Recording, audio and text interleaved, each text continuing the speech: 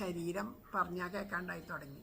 അപ്പോൾ ഇത് എപ്പോഴാണ്, ഇപ്പോൾ കുറേശ്ശെങ്കിലും കേൾക്കുന്നുണ്ട്, എപ്പോഴാണ് തീരെ മുഷിഞ്ഞ് ഞാൻ കേൾക്കില്ല എന്ന് പറയാൻ പറ്റില്ല.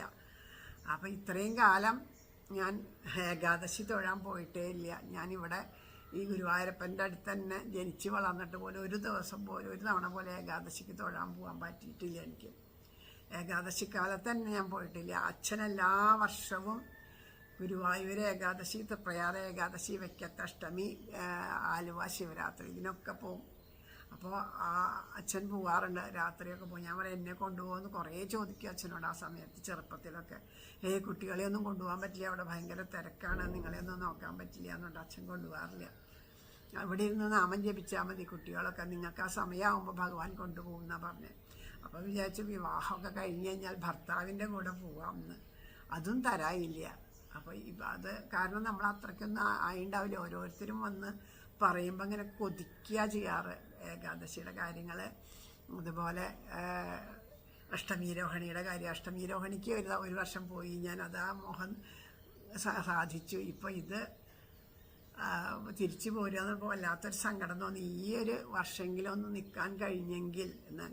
മാത്രമല്ല എൻ്റെ മോളുടെ, അതായത് മകൻ്റെ ഭാര്യയുടെ അമ്മ മിനി എൻ്റെ അടുത്ത് പറഞ്ഞു, അവിടെ ചെന്നാലേ ഗുരുവായൂരപ്പൻ പുറത്താണ്ടാവുക, അന്നത്തെ ദിവസം അകത്തല്ലാണ്ടാവുക, ഉള്ളിൽ കയറി തൊഴണമെന്നൊന്നുമില്ല, പുറത്താണ്ടാവുക, എല്ലാവരെയും നോക്കിക്കൊണ്ട് പുറത്തുണ്ടാവും. നമ്മളുടെ അടുത്തേക്കൊക്കെ വരും ഗുരുവായൂരപ്പൻ, ഏതെങ്കിലും ഭാവത്തിൽ വരും. ഞങ്ങൾക്ക് അങ്ങനെ ഒരു അനുഭവം ഉണ്ടായി.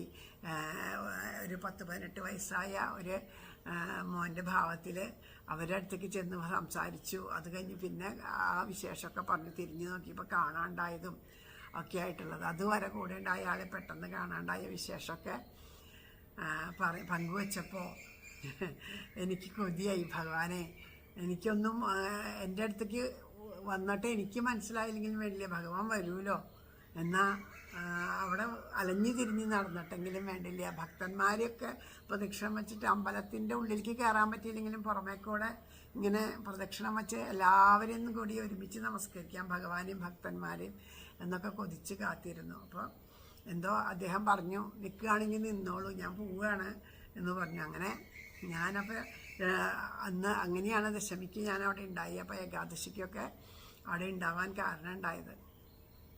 അപ്പോൾ ഏകാദശിയുടെ അന്ന് ഞങ്ങൾ പറഞ്ഞു നേരത്തെ എഴുന്നേറ്റിട്ട് കുളിച്ച് നമുക്ക് നേരത്തെ പോയി ക്യൂ നിൽക്കാം, എന്നിട്ട് നമുക്ക് തൊഴാം ഭഗവാന്റെ അടുത്തേക്ക്. ഉള്ളിൽ കടക്കാൻ സാധിച്ചില്ല, ക്യൂ നിൽക്കാൻ സാധിച്ചില്ല എന്ന് വെച്ചാൽ വിഷമിക്കേണ്ട, നമുക്ക് അകത്ത് എവിടെയെങ്കിലും ഇരുന്ന് നാമം ജപിക്കാമെന്ന് പറഞ്ഞു.